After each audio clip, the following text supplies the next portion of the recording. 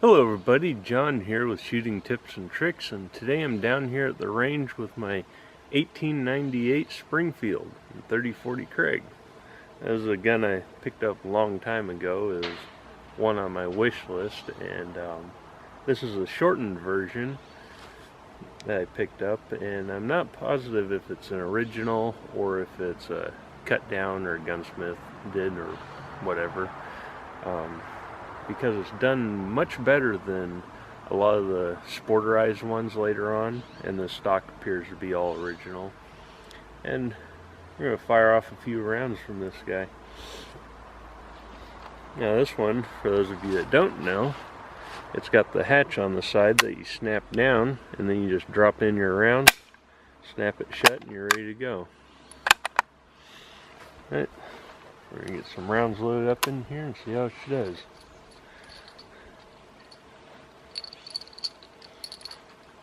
Now I got these guys that are 150 grain Hornady bullets that I loaded up myself. Well, it works nice if you hold it at a little bit of an angle, then they just roll right in.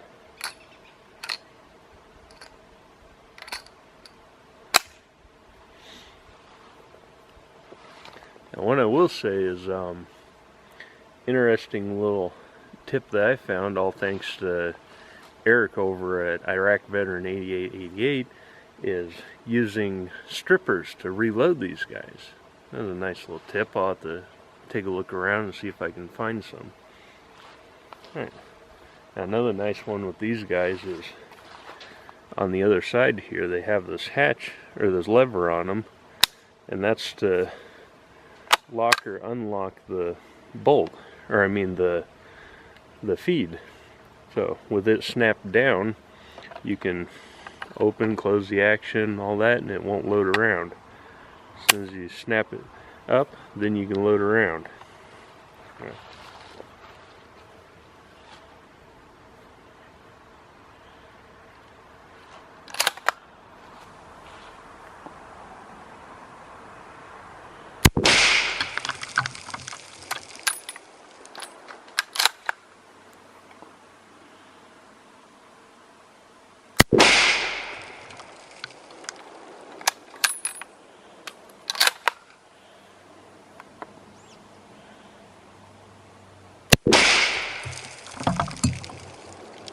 Oh, set that clay rolling.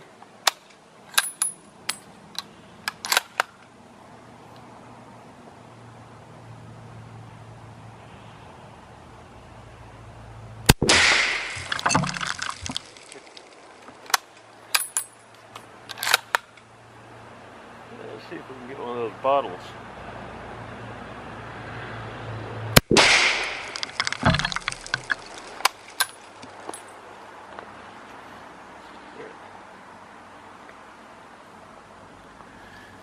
Alright, we got it all loaded up and we're ready to go.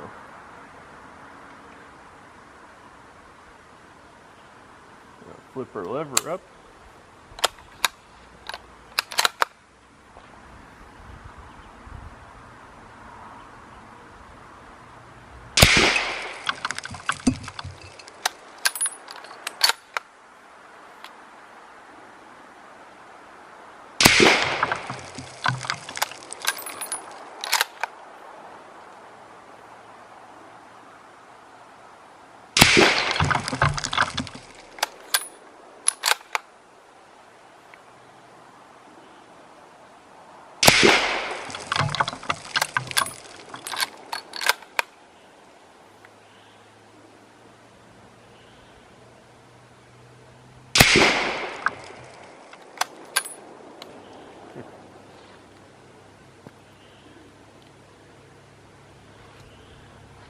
Alright.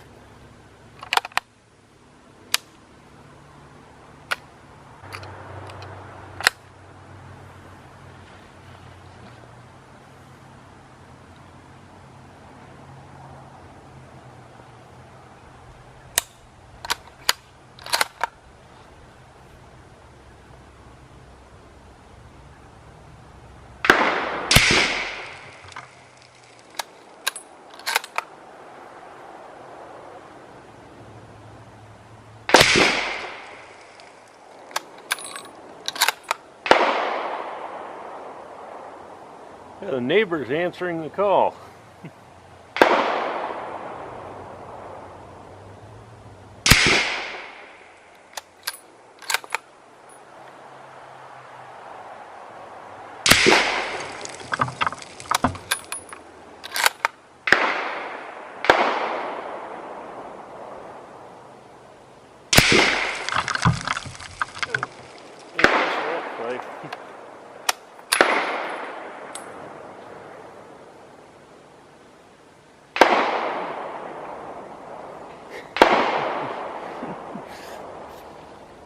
Alright, I got 5 rounds. We'll load it up one last time.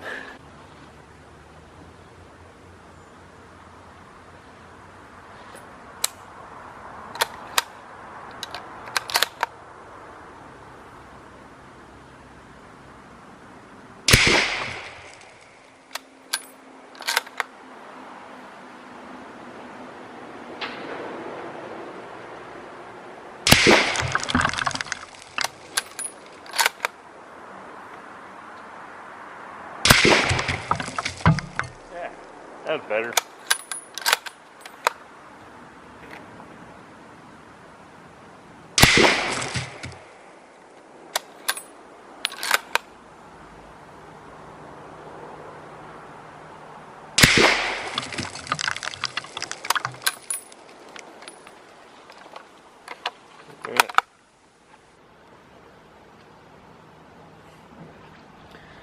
Alright, I think that's about it.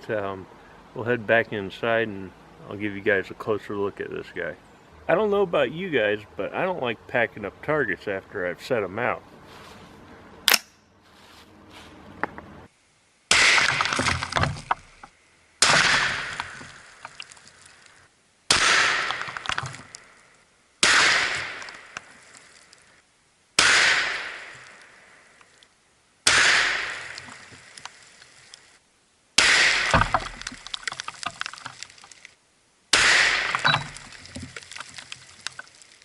Alright everyone, we're back here in the shop and we're going to take a little closer look at the 1898 Springfield here. As you can see, it's a pretty nice gun. It shows its use. For its age, it's rather nice condition. Yeah. Now, as with a lot of them, this one I believe has the original stock. It has the cartouche on the side here. For this one is a 1902 cartouche, and then on the bottom they have the proof mark here. And those are the two main identifying marks with these guys as far as their history. Now the sights on this appear to be original as well. It's got your elevator sight on the back here with the 3 notches, which was, to my understanding, indicative of the 1898 Springfield. It doesn't have the top wood piece here, which I don't know what was up with that. Didn't come with it. Don't know if it ever had it. And then it's got the little tiny blade for a front sight here. Now, that's part of the reason I was missing a lot of my shots is it's got these little tiny notches in the back.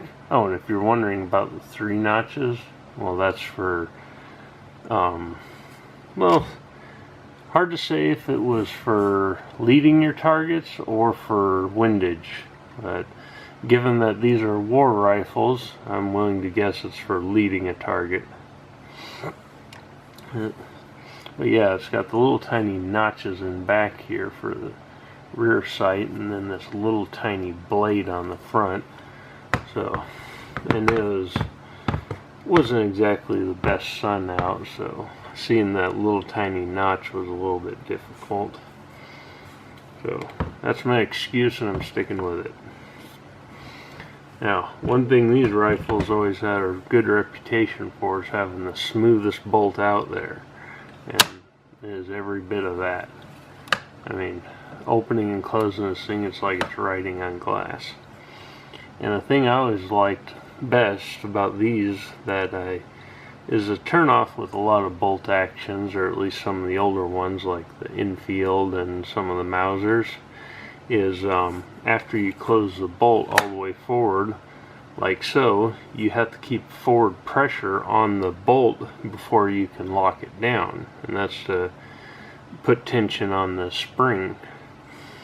Now with these guys, you don't have to do that. It's because the lugs, which it has one in the bottom up here and the other one locks into the back here. It's kind of an odd one, but I think that's about the only positions they could put them in and still have the feed mechanism coming through the side. But anyways, and they have a slight ramp ahead of the lugs where it locks in, so you can see it's rounded right up in here, and you probably can't see it. You can see a little bit, but yeah, right down in here on this one it has a slight ramp as well. And what that allows you to do is when you slide the bolt shut up to here, the lugs are sitting at the start of those ramps, so you don't have to put any forward tension on the bolt handle for it to lock. You can literally just push it straight down like so. As easy as that. And there aren't a lot of bolt actions out there you can do that with. Well, the good Remington 700s you can do that with, and the I believe the Browning A bolts and the Winchester Model 70 you can do that. But the Winchesters are rather, there, suckers knocking shit off all over the place. Alright, but the Winchesters are rather stiff and gritty action, and the Remingtons, well, the old ones were good ones. The new ones, I've felt a few that were absolute freaking junk. And there's quite a few others. I mean, CZ, Seiko, and several other companies, they make really nice ones. Yeah, but the thing that always got me is, well, this rifle is over 100 years old, and it can still hold its own against newer guns. Now, I don't know if it's a testament to the craftsmanship back then, or just a big slap in the face for manufacturing nowadays. Yep.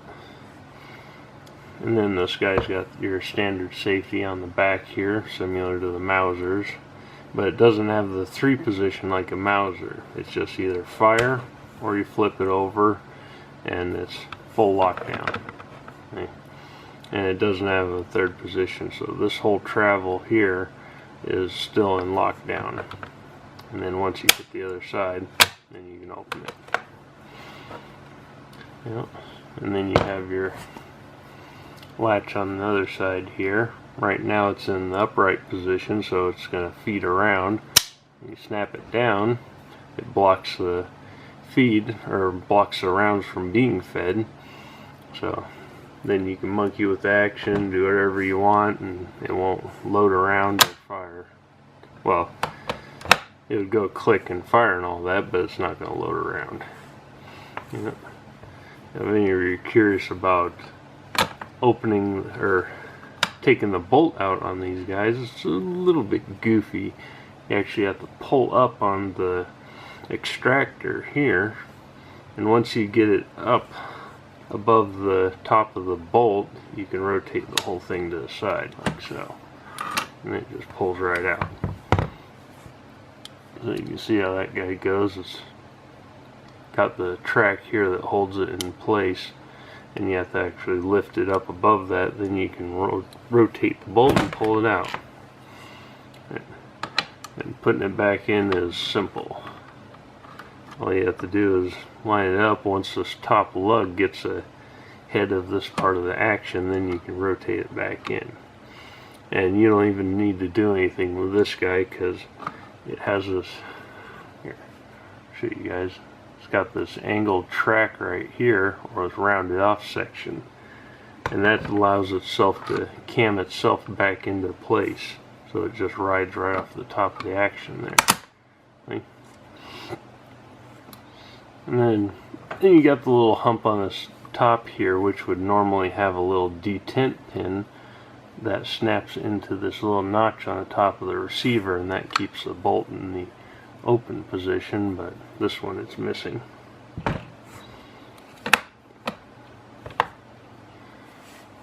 Alright, well, I think we covered just about everything with this guy. Alright, well, I think that's about it for this video. And as always, if you like it, well, there's a button down there. If you didn't like it, well, there's a button down there. Anything you want to add, let me know in the comments. Thank you all for watching, and I'll see you next time. Bye. Oh, interesting little trivia fact. For the longest time, the record size elk taken in North America was with the 30-40 Krag.